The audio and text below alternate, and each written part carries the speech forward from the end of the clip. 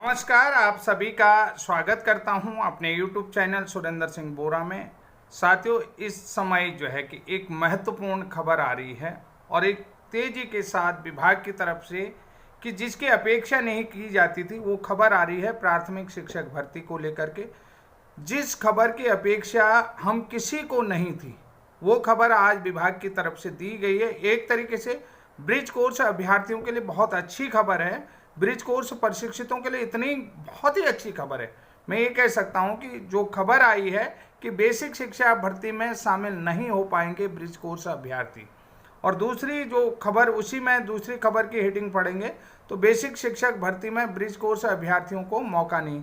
यानी कि कुल मिलाकर के यहाँ से साबित होता है कि आप लोग जो है कि प्राथमिक शिक्षक भर्ती के लिए योग्य हैं। तो साथियों, ये बहुत ही जिसकी आपने अपेक्षा नहीं करी है, अचानक से ऐसी खबर विभाग की तरफ से आ जाती है।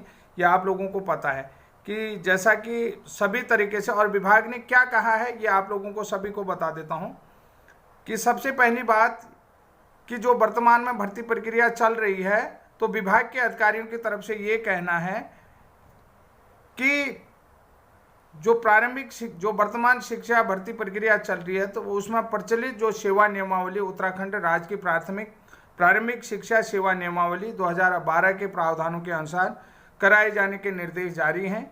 यानी कि कुल मिलाकर के ये कहा जा रहा है कि अपर शिक्षा सचिव की तरफ से ये कहा जा रहा है कि जो ब्रिज कोर्स प्रशिक्षित हैं जो नियमावली है उसमें शामिल नहीं है। तो ये जवाब की हमने भी अपेक्षा की थी कि वो यही लिखेंगे कि ब्रिज कोर्स प्रशिक्षित जो हैं कि वो हमारी नियमावली में शामिल नहीं है, इसलिए जो है कि इनको प्राथमिक शिक्षक भर्ती में नहीं लिया जा सकता। दूसरी बात है इसी जो इसको लेकर के निदेशालय स्तर से शासन से निर्देश मांगे गए थे कि ये जो ब्रिज कोर्स प्रशिक्षित अभ्यर्थी हैं इनका हम क्या करें, कि इनके साथ किस तरीके से ना कि निर्देश जारी करें, तो शासन से मांगा।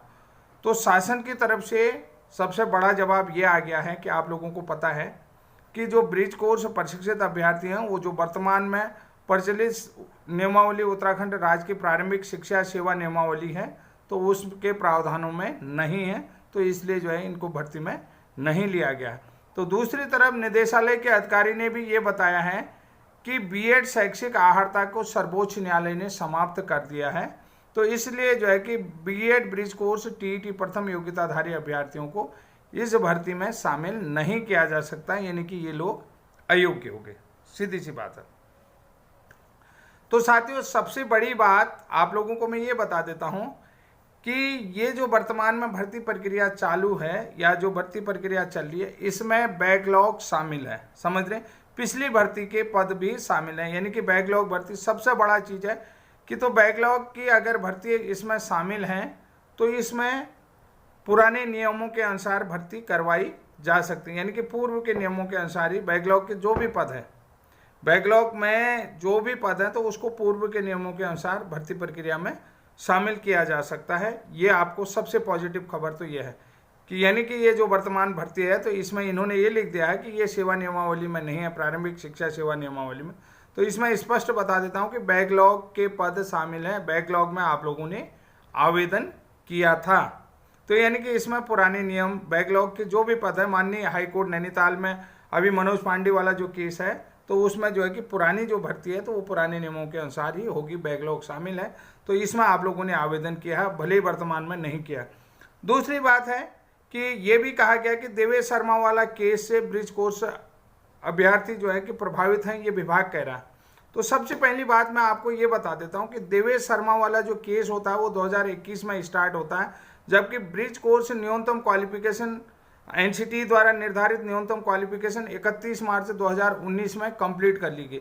31 मार्च 2019 में कंप्लीट कर लिए, और ये जो है 19 के बाद 20 आएगा, 20 के बाद ठीक है 19 पूरा रह गया मार्च तक, तो उसके बाद ठीक हो गया मार्च 2020 में जो है कि इसे 1 साल हो जाएगा, और 21 मार्च में जो है कि इसको क्या हो जाएंगे 2 साल कंप्लीट हो जाएंगे। उसके बाद 25 नवंबर 2021 से ये केस स्टार्ट होता है, 21 में इसको यानी कि 22 मार्च में इसे 3 साल पूरे हो जाएंगे, नवंबर में इस केस का फैसला शुरू होता है, तो और अगस्त 2023 में इस केस का फैसला आता है। यानी कि इसके रजिस्ट्रेशन जो है, अब मैं आपको बताता हूँ, मेरे पास और भी सूचनाएं हैं कि ब्रिज कोर्स का रजिस्ट्रेशन जो है कि नवंबर 2017 में कंप्लीट हो जाता। और जो देवेश शर्मा वाले केस की starting B.Ed versus BSTC case की जो जोधपुर हाई कोर्ट का है, वो जो है कि नवंबर 2021 में आता है, यानी कि ठीक 3 साल के बाद। अब मैं यहाँ पर ये कहता हूँ कि 3 साल पूर्व की घटना को आप 3 साल बाद के घटना के साथ जोड़ोगे तो ये कहाँ पर न्याय संगत है? सबसे बड़ी चीज़ है, जोड़ा जा सकता है? नहीं जोड़ा सकता। 3 साल पहले जो नियम बने होंगे, 3 साल बाद वो नियम वही रहेंगे या बाद के रहेंगे? 3 साल बाद नियमों में परिवर्तन किया जा सकता, तो 3 साल पहले वाले नियम तो 3 साल पहले के ही रहेंगे, कि यानी कि 3 साल पहले की घटना को आप 3 साल बाद की घटना से जोड़ें तो ये बहुत वो चीज़ है। जैसा कि पुराने पेंशन में भी आप लोगों ने देखा होगा कि 2006 तक के वालों को ओल्ड पेंशन मिल रही है, तो यानी कि वो पुराने नियमों के अनुसार भर्ती हुए थे।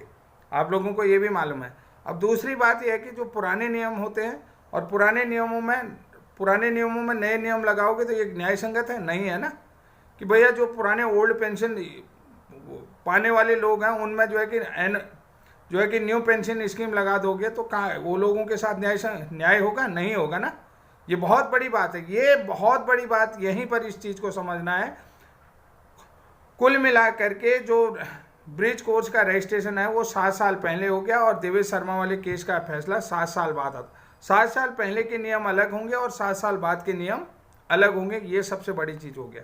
तो दूसरी बात आप लोगों को ये बता देता हूँ, देवेश शर्मा वाले केस से ब्रिज कोर्स को कोई फर्क नहीं पड़ता। देवेश शर्मा वाले केस से कहीं भी ब्रिज कोर्स प्रभावित नहीं है, जैसा कि नियम ये जो निदेशालय के बड़े अधिकारी कहते हैं। और कौन अधिकारी कह रहे हैं ये अच्छी चीज़। तो देवेश शर्मा वाले केस से ब्रिज कोर्स कहीं भी प्रभावित नहीं है, ये भी गलत है। तो यानी कि कुल मिलाकर के ये भी पक्ष जो है कि ब्रिज कोर्स का स्ट्रॉन्ग है। अब देखिए जो शासन ने जो जवाब दिया है, शासन ने जो निदेशालय को बताया, अब शासन के और हमारी जो नियम है, जिस नियम से हमने कहा, उन नियमों में कहीं न कहीं कंट्राडिक्शन होगा। कंट्राडिक्शन होने के बाद जो है कि हमारी बैठक होगी और उस कंट्राडिक्शन का सल्यूशन निकालना निदेशालय का, निदेशालय से फिर पत्र भेजा जाएगा, फिर जो है कि ये मामला शासन को जाएगा। यानी कि कुल मिलाकर के ये चीज़ें बहुत अच्छी हो रही हैं। अब कोर्ट से देखिए, कोर्ट में इसकी सुनवाई होगी तो कोर्ट से भी जो है कि बहुत महत्वपूर्ण अहम पदों विषयों को हम रखेंगे। और ये चीज़ है, सबसे बड़ी घटना ये होगी कि 3 साल पहले की घटना और 3 साल बाद की घटना में अंतर तो होगा ना, कि उसमें जो है कि 3 साल पुरानी घटना को 3 साल बाद की घटना में रख रहे हो, तो ये गलत है कि नहीं है? न्याय संगत है? नहीं है। अगर जो पुराने पेंशन स्कीम को न्यू पेंशन स्कीम में रख दोगे तो वो तो कहीं न कहीं गलत है। जो न्यू पेंशन स्कीम के तहत भर्ती हुए होंगे उनको न्यू पेंशन मिलेगी, जो पुराने पेंशन स्कीम के तहत भर्ती हुए होंगे तो उन्हें पुरानी पेंशन। दूसरी बात है कि जो एनसीटी का गजट नोटिफिकेशन 2018 है, 2018 से ब्रिज कोर्स प्रशिक्षितों को कोई भी प्रभाव नहीं पड़ता, उससे उनको कोई भी फर्क नहीं पड़ने वाला है। ये मैं आप लोगों को बता देता हूँ कि एनसीटी की जो नियमावली 2018 है उससे पूर्व आपको बता देता हूँ, आरटी एक्ट 2009 और एनसीटी द्वारा निर्धारित प्राथमिक शिक्षक बनने के लिए न्यूनतम क्वालिफिकेशन 23 अगस्त 2010 के अनुसार अभ्यर्थियों की जो मिनिमम क्वालिफिकेशन है और एनसीटी रेगुलेशन 2014 के अनुसार ये सारी चीज़ें उन्होंने कंप्लीट कर ली हैं, यानी कि एनसीटी के मानकों के अनुसार और न्यूनतम क्वालिफिकेशन के आधार पर जो न्यूनतम क्वालिफिकेशन टीचर बनने के लिए निर्धारित कर दिए।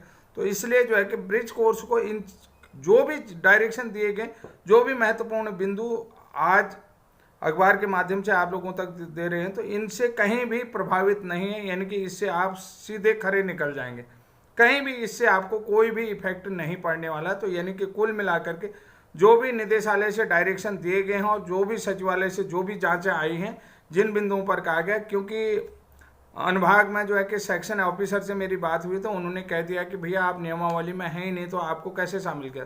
तो ये अनुभाग का काम था कि इस तरीके से जवाब देना कि जो ब्रिज कोर्स प्रशिक्षित अभ्यर्थी हैं वो जो हैं कि जो वर्तमान में प्रचलित नियमावली है उस नियमावली में शामिल नहीं है, इस कारण से इन्हें जो है कि प्राथमिक शिक्षक भर्ती में शामिल नहीं किया जा सकता है। ये साफ लिख दिया है वहाँ से और यही जवाब कोर्ट में भी जाने वाला है।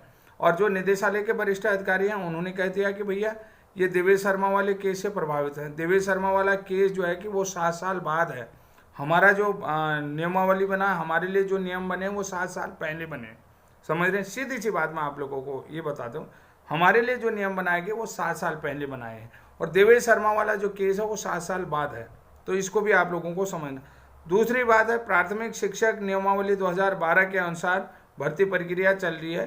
तो आपको ये बता देता हूँ कि प्रारंभिक शिक्षक जो प्रारंभिक शिक्षा सेवा नियमावली 2012 है, उसकी अधिसूचना मैं जो है कि उसकी अधिसूचना जो मानव संसाधन विकास मंत्रालय की अधिसूचना है 17 अक्टूबर 2017 ऑलरेडी उसमें शामिल है।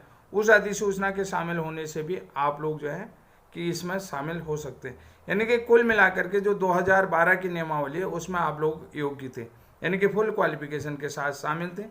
क्योंकि यहाँ पर क्वालिफिकेशन में यह था जिनके पास न्यूनतम क्वालिफिकेशन कंप्लीट थी उनको प्रायोरिटी दी जा रही थी, लेकिन हमको प्रायोरिटी नहीं दी गई थी। इसलिए भी इसमें हमारा एक ऑलरेडी केस है कि 2021 में इसमें भी ऑलरेडी केस लगा हुआ है।